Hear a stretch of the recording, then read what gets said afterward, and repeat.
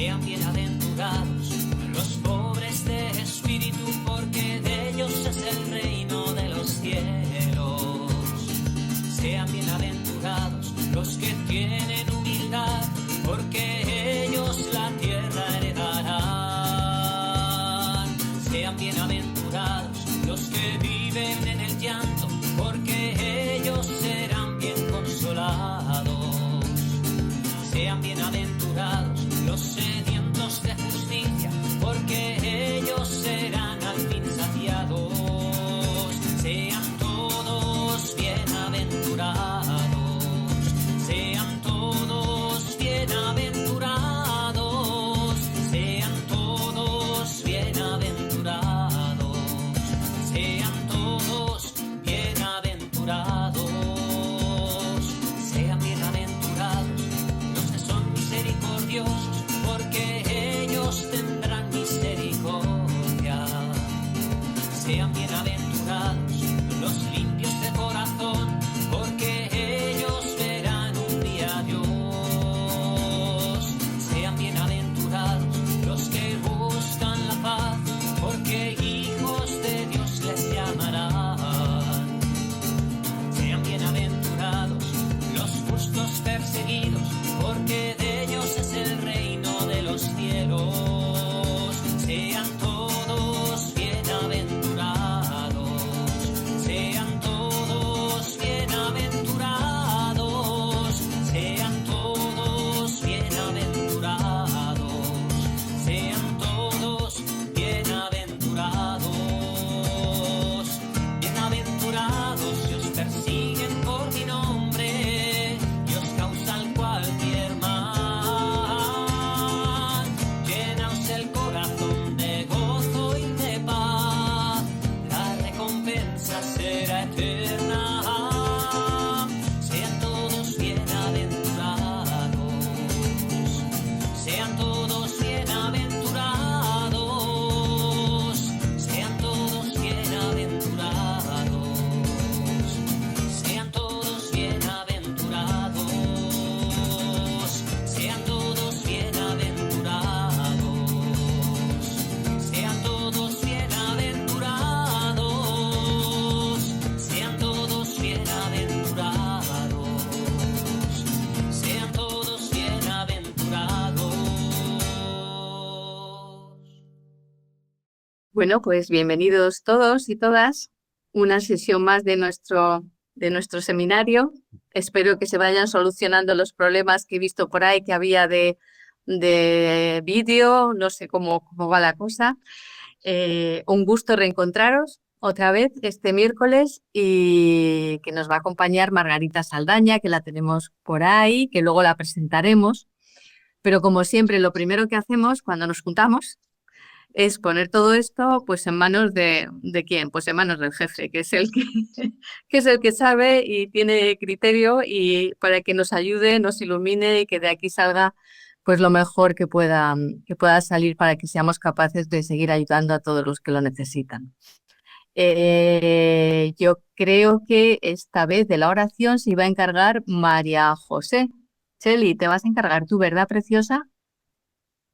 Bueno, pues yo la leeré en voz alta, pero como la tenéis ahí escrita, también la podéis seguir.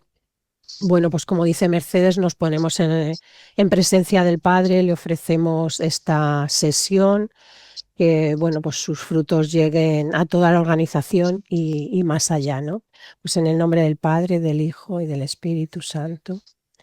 Señor Jesús, que acogías a los pequeños en tus brazos y los bendecías con ternura, hoy te presentamos a los niños que viven con enfermedades incurables. Sus cuerpos frágiles son signo de su presencia y sus sonrisas, incluso en medio del dolor, son testimonio de tu reino. Te pedimos, Señor, que nunca les falte atención médica adecuada, el cuidado humano y cercano y el apoyo de una comunidad que acompaña con amor. Sostén a sus familias en la esperanza, en medio del cansancio y la incertidumbre, y haz de ellas testigos de una fe que se fortalece en la prueba. Bendice las manos de médicos, enfermeros y cuidadores, para que su trabajo sea siempre expresión de compasión activa. Que tu espíritu los ilumine en cada decisión final y les conceda paciencia y ternura para servir con dignidad. Señor, enséñanos a reconocer tu rostro en cada niño que sufre, que su vulnerabilidad despierte nuestra compasión y nos impulse a cuidar, acompañar y amar con gestos concretos de solidaridad. Haz de nosotros una iglesia que, animada por los sentimientos de tu corazón y movida por la oración y el servicio, sepa sostener la fragilidad y que en medio del dolor sea fuente de consuelo, semilla de esperanza y anuncio de vida nueva. Amén. Nos he dicho al principio, es la oración mensual del Papa, a través de la red de oración del Papa. Muchas gracias. Pues nada, ya bien rezaditos, que viene mi madre siempre decía, nos vamos a meter de lleno en la faena que nos toca esta tarde. Esta tarde tenemos la suerte de que nos acompañe Margarita Saldaña. Margarita, bueno, pues yo voy a hacer una breve reseña suya, supongo que a muchos os suena porque algún libro suyo habréis encontrado por ahí y habrá caído en vuestras manos, pero es licenciada en Periodismo y Teología Dogmática. Ella pertenece a la familia espiritual de Carlos de Foucauld, del que además publicó un libro ya hace 3 años, creo, una biografía que lleva un título que a mí me parece precioso, El hermano inacabado, y que yo todavía no he leído, confieso, pero que lo tengo pendiente, ¿eh? Investiga sobre todo sobre la teología de la vida cotidiana, también por eso hoy nos va a hablar de esta cotidianidad, de este vivir acogiendo en la cotidianidad el reino de Dios, ¿no? En nuestra día a día como asociación, y la espiritualidad del cuidado, un tema que es un tema iba a decir de rabiosa actualidad, es tan hecha la frase, pero cada día más importante, y para nosotros que nos dedicamos a cuidar y acompañar, pues yo creo que de una enorme importancia, ¿no? Ella ahora se está dedicando sobre todo a animar ejercicios espirituales, retiros, y como es muy trabajadora, además es colaboradora habitual de varias revistas y además escribe libros, muchos libros muy preciosos. Me decía que hiciera mención, yo he leído la rutina, ahora se me ha ido el título, pero me lo va a dar ella, ¿no? La vida cotidiana, que me pareció un título tan sugerente como encontrar en la rutina esa espiritualidad y cómo vivirla. Me encantó el libro, pero ella me decía que precisamente cara a esta sesión que vamos a tener hoy, que señalara uno de sus libros que específicamente viene muy a cuento de lo que vamos a trabajar esta tarde y que igual pues también si nos quedamos con ganas y si nos apetece pues puede ser una forma de profundizar un poquito más en todo lo que nos va a contar, que se llama Tierra de Dios, una espiritualidad para la vida cotidiana. Está editado por Salterrae, no me acuerdo la fecha, pero bueno, da igual. Si a alguno os apetece, pues ya nos lo decís y os pondremos en el chat el título y la editorial y todo.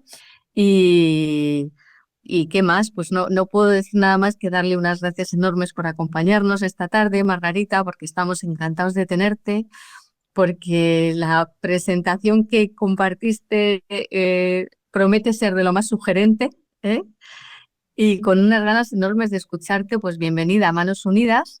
Me dice que nunca ha colaborado con Manos Unidas. Digo, esto se arregla a partir de este momento, que ya te hemos apuntado y ya no vas a poder librarte de nosotros nunca, que lo sepas. Margarita, nos encanta tenerte. Muchísimas gracias por estar con nosotros. Y nada, tuya es la palabra para todo este ratico. Bueno, muchas gracias, Mercedes, por esta presentación tan cariñosa. Y muchas gracias a todos vosotros pues, por querer compartir este espacio de reflexión en torno al tema que Mercedes me pasó, que era el reino en la vida cotidiana. Es verdad que para mí Manos Unidas, de paréntesis personal, es una organización querida, sobre todo porque yo creo que es la primera organización que recuerdo desde que tengo uso de razón, ya en el colegio, en las campañas de Manos Unidas, y después habiendo trabajado y vivido mucho tiempo en proyectos de cooperación internacional, siempre me ha tocado gestionar alguna cosilla con manos unidas, casi siempre para recibir.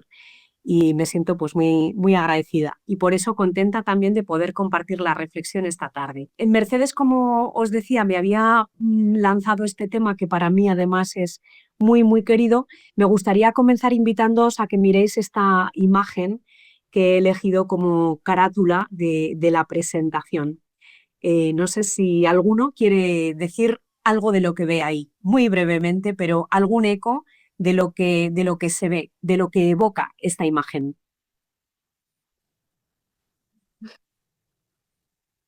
Que no hay cabezas. Que hay muchas Para mí, personas.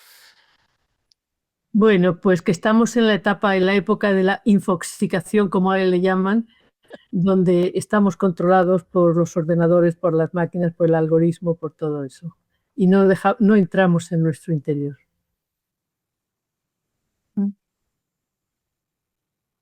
Caos y soledad. Prisa, mucha prisa. muy bien.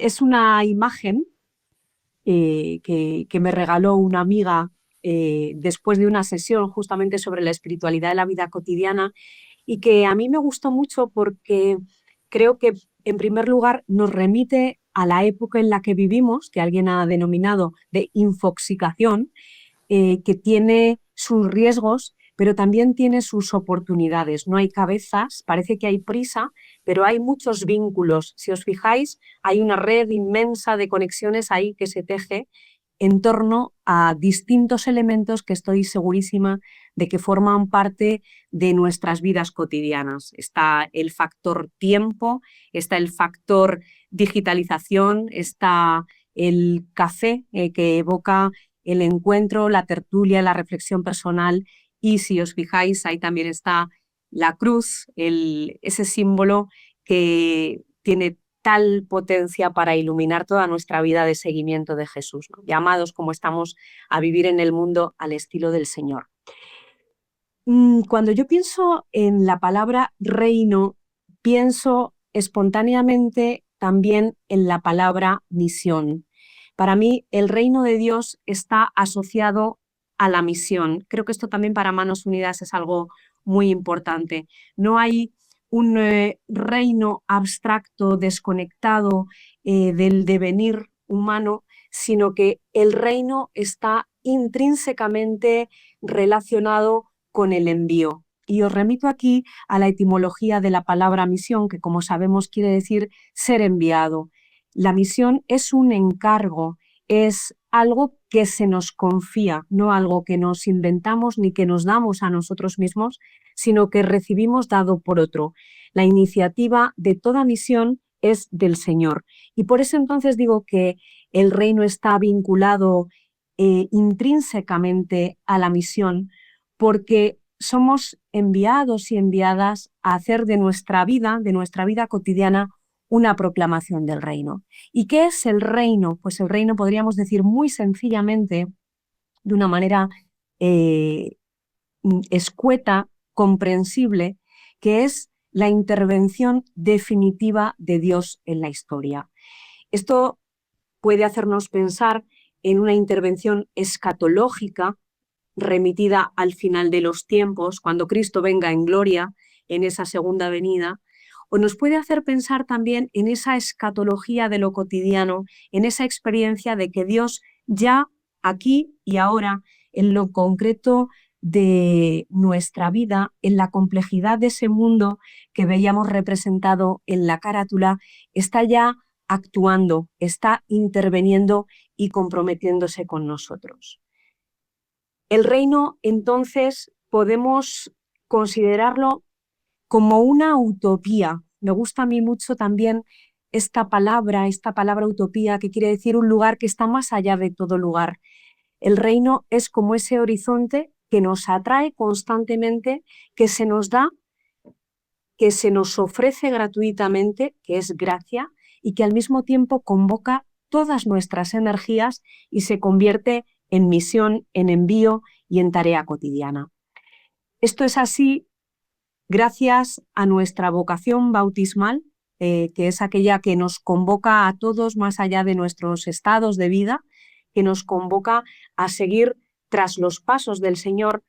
Y es así entonces porque a quienes estamos llamadas y llamados a seguir, a imitar, si queréis que utilice una palabra muy querida para Carlos de Foucault, es a este Señor que es él mismo la irrupción definitiva del reino en la historia. Jesús es la presencia plena del reino de Dios en nuestro mundo, ¿no? Entonces, acomodarnos, ir acomodándonos, pero no asentándonos plácidamente en él, sino dejándonos configurar por él, va a ser la misión y la tarea de toda nuestra vida. Me gustaría entonces partir de una constatación, y es que Jesús, todo lo que dice y todo lo que hace es expresión del reino. El reino, él lo expresa con su propia persona, él mismo es el reino, y todos los signos, todos los signos que va realizando a lo largo de su periplo, de su camino, todas las palabras que va pronunciando son una expresión plástica de ese reino de Dios, de ese proyecto de Dios que consiste en la vida plena para todas las criaturas y que él mismo actualiza plenamente con su encarnación. El reino comienza, digamos, con esa encarnación nazarena del Señor, que pasa 30 años habitando una vida ordinaria como la nuestra, 30 años sin realizar ningún milagro en Nazaret, ningún milagro en todo caso que los evangelios canónicos hayan recogido. 30 años en los que Jesús no predicaba, ni curaba enfermos, ni resucitaba muertos, ni multiplicaba panes, con tanta necesidad que tenían esas multitudes sedientas, ¿verdad? 30 años entonces viviendo el reino en lo cotidiano a través de esas mediaciones que eran las propias de un judío galileo del siglo I. 30 años entonces haciendo de su propia vida cotidiana, ordinaria, banal, si quieren gris como la nuestra, una irrupción de ese reino de Dios a través de la vida de familia, de la vida de vecindario, de la vida de oración, del descubrimiento de sí mismo, del descubrimiento progresivo también de su vocación y de su envío. 30 años de trabajo manual, 30 años de discernimiento, de cómo vivir su propia misión en la historia, 30 años, como digo, de reino actualizado en lo concreto y lo pequeño de una vida que es tan grande, que los evangelios no han tenido nada que destacar, porque en su grandeza se parece en todo a la nuestra. Dios no ha elegido para su propio Hijo ningún atajo, no ha acortado los tiempos, le ha esperado que su propio Hijo pudiera ir creciendo, madurando en estatura, en sabiduría y en gracia, nos dice Lucas, hasta poder después salir a los caminos a vivir ese mismo reino que es él mismo a través de señales y de palabras. Todo lo que Jesús hace entonces es signo de ese reino y su cumplimiento se va realizando de manera progresiva. Y esto también creo que es importante que lo recuperemos y más aún estando en el marco de una asociación como es vuestro caso, porque Jesús va a asociar él mismo a su misión a personas, a varones, a mujeres, a personas que también se van a ir enganchando poco a poco a ese proyecto del reino.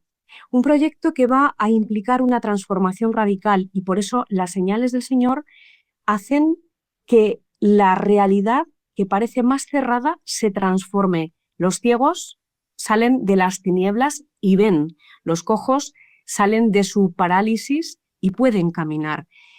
Estos milagros de Jesús no son, como bien sabemos, y no me voy a detener aquí, no son manifestaciones, no son meramente manifestaciones de su divinidad, sino que son también y sobre todo, a mi modo de ver, una expresión de que la voluntad del Padre, ese sueño de Dios, consiste en la vida en abundancia para todas las personas, para todos los seres humanos. Y por eso toda la acción del Señor es signo del reino.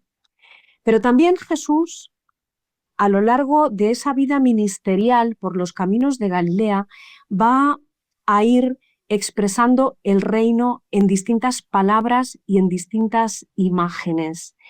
Me gusta decir que Jesús es un cuentacuentos. Cuando él se dirige a las multitudes, no lo hace con sofisticados discursos. Él no es un filósofo, él es un hombre del pueblo, un laico, por cierto, que eso significa la palabra laico, del pueblo, del griego laos. Es un hombre cuya escuela ha sido la vida ordinaria. Y cuando busca palabras para expresar, para comunicar o para narrar la experiencia que él mismo vive del reino, lo que va a encontrar son cuentos, historias que todo el mundo comprende, parábolas. Y es ahí donde nos vamos a adentrar esta tarde para buscar en ellas, en esas parábolas, en esas imágenes sacadas de la vida diaria, algunos elementos que puedan también a nosotros ayudarnos en este siglo XXI, con sus prisas, sus complejidades, incluso su dimensión digital, podernos ayudar a descubrir ahí en esas costuras de este mundo que es el nuestro, la emergencia, la eclosión del reino de Dios.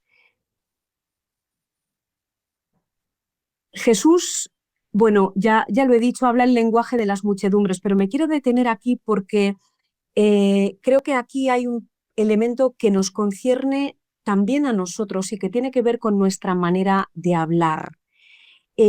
A veces, pues nos situamos en la vida utilizando unos lenguajes, un tipo de razonamiento y de discurso para transmitir la fe o para comunicar aquello que creemos, que nos hace quedar muy lejos de la gente. Se nos olvida que nuestra escuela en el seguimiento del Señor también es la vida ordinaria.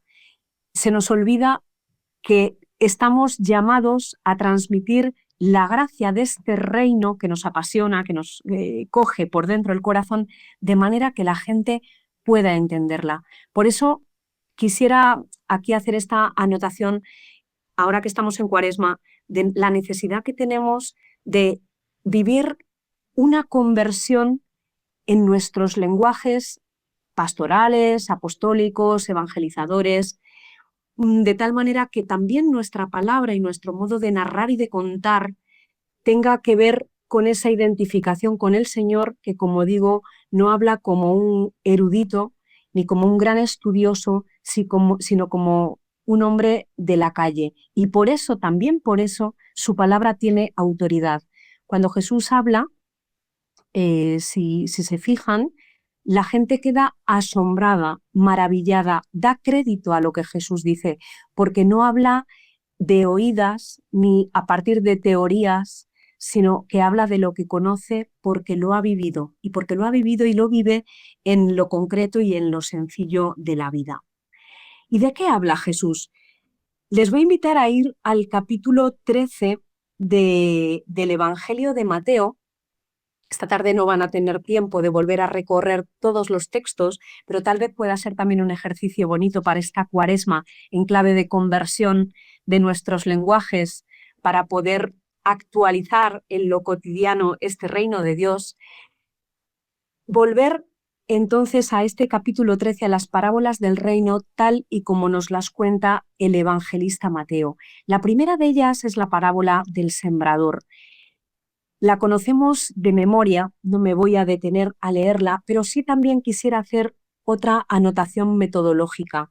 Y es que nosotros, ¿verdad?, que estamos activamente comprometidos en la vida eclesial, tenemos una familiaridad positiva con la palabra de Dios. Y digo, no me voy a entretener a leer esta historia porque sé que ustedes la conocen de memoria. Pero atención, porque esta familiaridad se nos puede convertir en un gran peligro si leemos la palabra de Dios como personas que se han acostumbrado a ella. si escuchamos decir, ay, la parábola del sembrador, ya sé lo que dice. El problema, como decía, es adentrarnos en estas parábolas como quien ya se las conoce de memoria. Por eso les pido que activen un poquito la sorpresa de los niños para podernos dejar maravillar por el mensaje de Jesús. Jesús, fijaos, nos habla de un sembrador que no es un científico. El científico va a sembrar en su laboratorio, ¿verdad? Ciertas muestras con unos procedimientos bastante precisos y sin que nadie le moleste. El sembrador es una persona que siembra a voleo, es decir, que tiene que esparcir muchísimas semillas sin saber muy bien a dónde van a caer y después tiene que esperar a ver qué pasa. Y yo creo que creer en la utopía del reino como el sembrador implica, en primer lugar, trabajar con una gran generosidad, siendo capaces también nosotros de sembrar un poquito a voleo, sin andar calculando, midiendo, contando cada una de las semillas.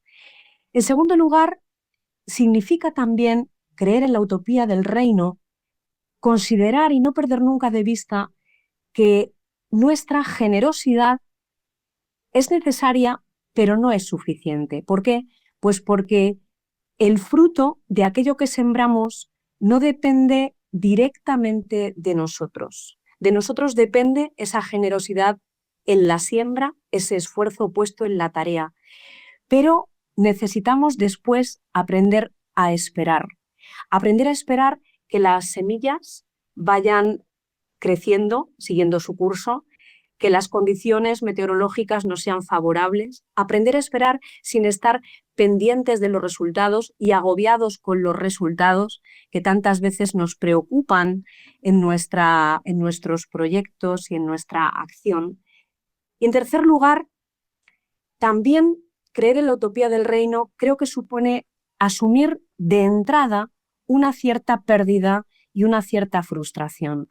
El sembrador cuando siembra, tal vez por eso también siembra a voleo, porque sabe que hay semillas que van a caer en un pedregal, que van a caer entre abrojos, que van a caer en una tierra que no va seca, que no va a permitir a algunas semillas echar raíces, y no por ello deja de sembrar, porque asume de entrada, cuando se pone a su tarea, que parte, tal vez gran parte de aquello que trabaje va a quedar perdido. Me parece que esta es un mensaje verdaderamente consolador, porque en nuestra vida cotidiana experimentamos muchísimas veces que no hay proporción entre ciertos esfuerzos que realizamos y los frutos que obtenemos. Y solo una mirada creyente me parece que nos permite salir de la desesperanza o tal vez incluso de una cierta tendencia a amargarnos inútilmente, provocada seguramente por esa necesidad de obtener utilidad y rentabilidad exactamente de aquello que hemos invertido. El sembrador. Segunda parábola de la que nos habla Mateo y que también tiene que ver con este ámbito del mundo de la cosecha, la cizaña. Claro, dice que el reino de los cielos se parece a un hombre que siembra semilla en su campo, pero mientras la gente duerme, viene el enemigo, siembra cizaña entre el trigo y se va. Y entonces los segadores, muy preocupados por eso, pues tratan de ponerse a arrancar la cizaña. Y el dueño del campo, que es más sabio, les dice, no, dejad que ambos crezcan juntos hasta la siega. ¿De qué nos habla esta cizaña como imagen que probablemente a nuestra sensibilidad y a nuestro mundo de representación actual le resulta bastante extraña? Yo misma, pues siendo una mujer urbanita de Madrid, no tengo mucho conocimiento ni de trigos ni de cizañas. Por eso también volvemos a esta actualización, ¿verdad?, de nuestros lenguajes.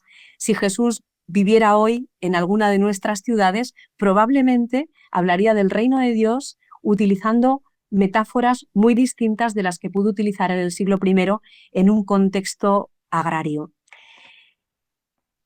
¿Por qué la cizaña? Es una pregunta que muchas veces nos podemos hacer. O sea, ¿por qué si nosotros hemos sembrado buena semilla, como hace el sembrador de la parábola precedente, por qué vemos que aparece la cizaña? Hay un enigma ahí, en esa aparición de la cizaña, ese enemigo que siembra y se va, hay un enemigo, hay una serie de fuerzas que se oponen al plan de Dios y que van esparciendo cizaña a su alrededor sin que podamos detectar muchas veces la causa directa. Y esta pregunta, ¿por qué?, a veces resulta muy insidiosa y muy molesta. Hay gente que dice, ¿qué he hecho yo para merecer esto? ¿Por qué me viene a mí esta enfermedad? ¿Por qué a mí? Hay otra gente que a mí me llama mucho la atención. Mercedes no ha dicho antes, pero yo he trabajado mucho tiempo en cuidados paliativos y en París, acompañando a personas en fin de vida, y me ha llamado mucho la atención que hay personas que ante una enfermedad que les ha situado ya en fin de vida, no se han preguntado ¿por qué a mí?, sino ¿por qué no a mí? Es decir, ¿por qué si a cualquier otra persona le puede pasar, pues ¿por qué a mí no me iba a pasar? Bueno, atención a esos porqués, ¿verdad?, que a veces en nuestra vida se nos cuelan como haciéndonos sospechar que somos de otra casta, que nos mereceríamos algo mejor, que nos sacan de alguna manera de esa dinámica encarnatoria que es la propia del Hijo de Dios. Dos tentaciones de las que podemos ser presa, igual que los sembradores, que los cosechadores en esta parábola de la cizaña. La primera puede ser obsesionarnos por la cizaña, obsesionarnos tanto por lo que no funciona que nos olvidemos del trigo, porque en este campo había un campo de trigo y solamente algunas espigas de cizaña, no sabemos cuántas habría, pero podemos obsesionarnos tanto por ella que olvidemos el trigo. Y esto también me parece que a veces nos pasa, porque tenemos una cierta tendencia a fijarnos en el vaso medio vacío, en aquello que en la realidad resulta disfuncional, en recordar a aquello que no salió bien y mientras tanto ir olvidando la memoria agradecida de todo aquello que nos ha sido dado, de todo aquello que ha funcionado en lo que hemos ido haciendo serenamente en el seguimiento de Jesús. Bueno, primera tentación. Segunda tentación puede ser obsesionarnos por limpiar el campo, ya no solamente por la cizaña en sí, por qué la cizaña dándole vueltas, sino aplicar nuestra praxis a limpiar el campo, perdiendo nuestras mejores energías o invirtiendo nuestras mejores energías de una manera, podríamos decir, negativa. Estas tentaciones creo que tienen mucho que ver en la vida cotidiana con el perfeccionismo, con el aspirar a que las cosas sean no santas, que es aquello a lo que estamos llamados, sino perfectas o acabadas.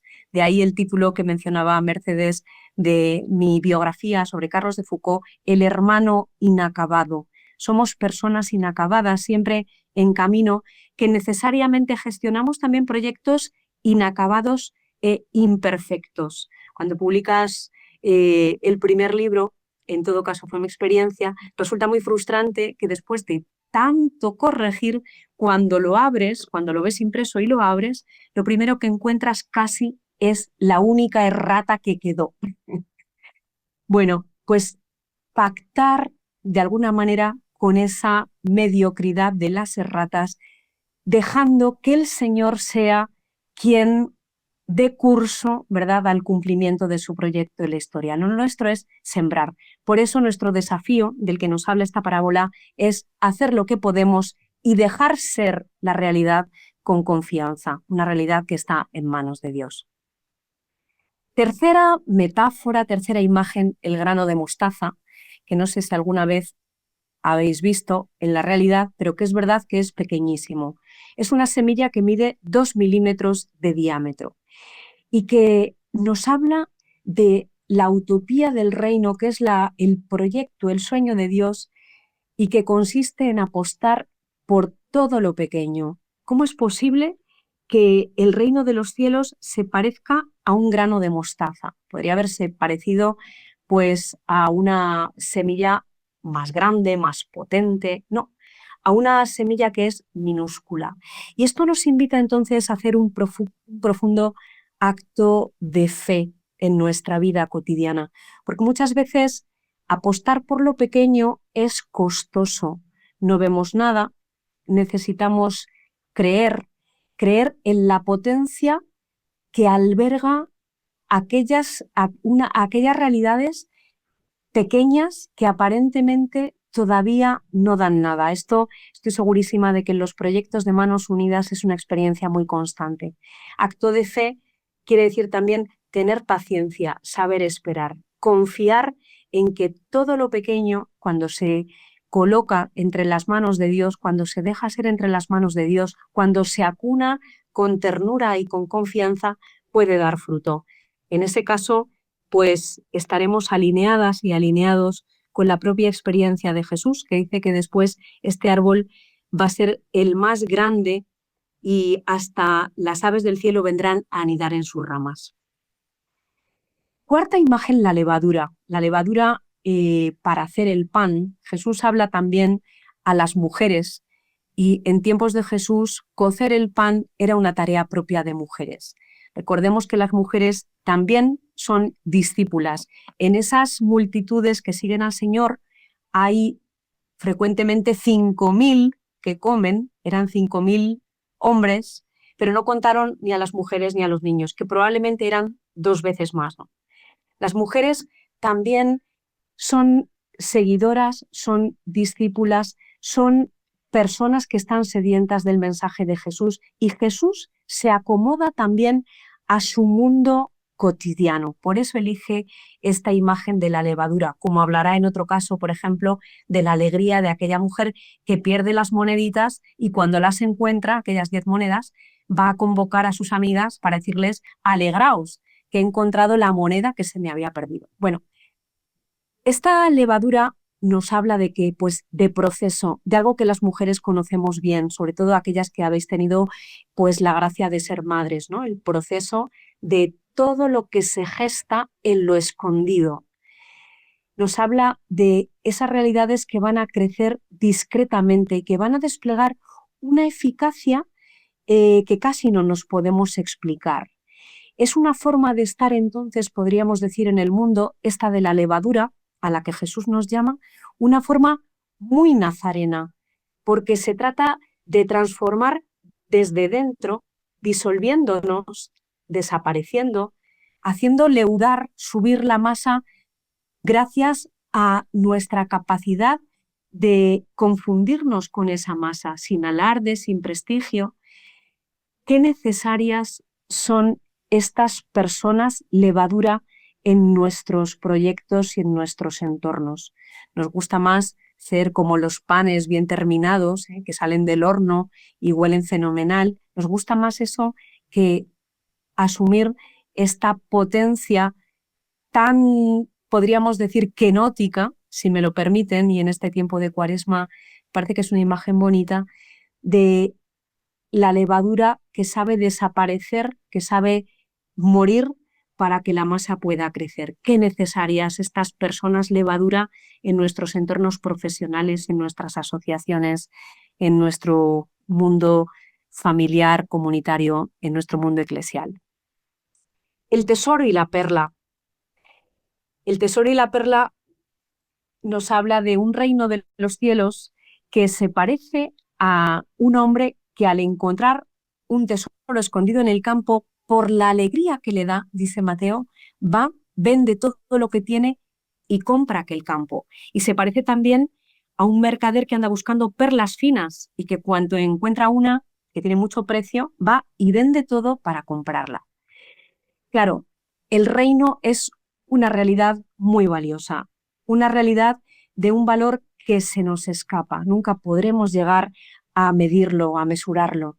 Y para entrar en ese reino también entonces hay que hacer una inversión incalculable, como este hombre que vende todo lo que tiene para poder conseguir ese campo o esa perla. ¿Qué estoy yo dispuesta a invertir? Me puedo preguntar hoy, ¿qué estoy dispuesta yo a invertir en mi vida cotidiana para poder adherirme más profundamente a este reino de Dios que se me confía? Y creo que esta parábola particularmente nos señala por dónde van las motivaciones de nuestra vida. ¿Qué estoy yo dispuesta a arriesgar? ¿Hasta qué punto estoy dispuesta a salir de mi zona de confort? ¿Qué estoy dispuesta a vender, a hipotecar por el reino de Dios? Esto es una pregunta muy potente. Y nos recuerda la parábola que la señal infalible es la alegría. Esto no es cuestión de puños, ni de esfuerzo, ni muchísimo menos de resignación. Esto es cuestión de seducción, de haberse sentido atraídos de tal modo por la persona de Jesús y por su proyecto que vivir en Él y desde Él se convierta verdaderamente en la alegría de nuestra vida. La parábola de la red. El reino de los cielos se parece a una red que se echa en el mar y recoge toda clase de peces. Una parábola que me encanta y que creo que tiene muchísimo que decirnos en nuestras sociedades cada vez más interculturales, interreligiosas, pluriconviccionales.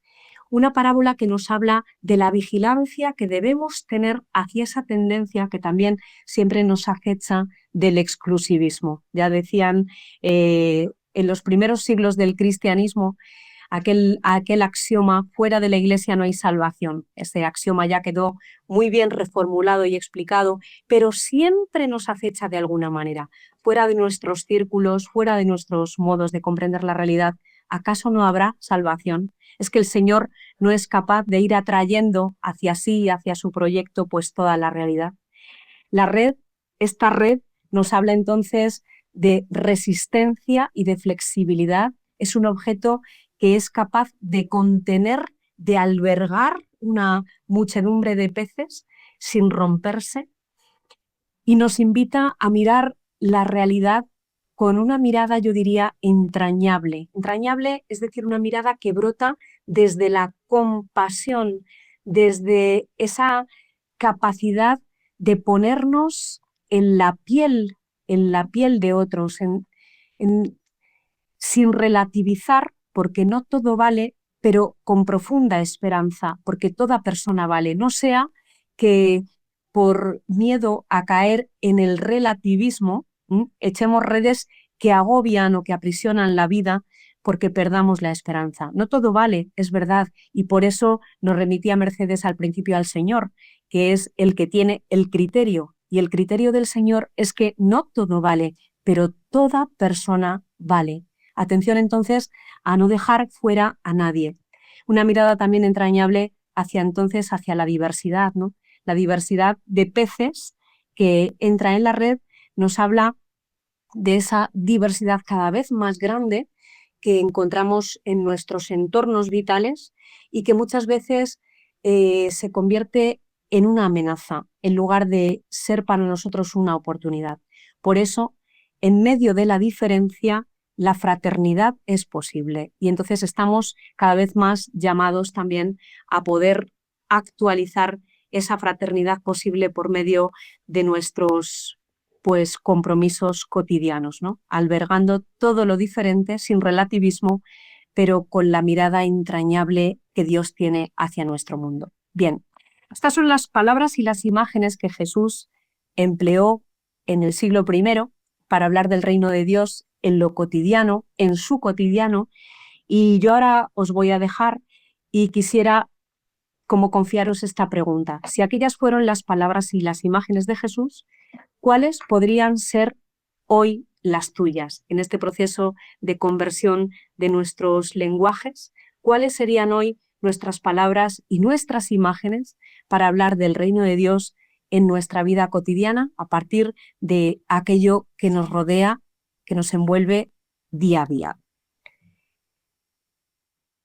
Tal vez mirando ahora esta imagen, después de escuchar las parábolas del reino, pudiéramos descubrir en ella otros significados. Bien, voy a dejar ya de compartir pantalla.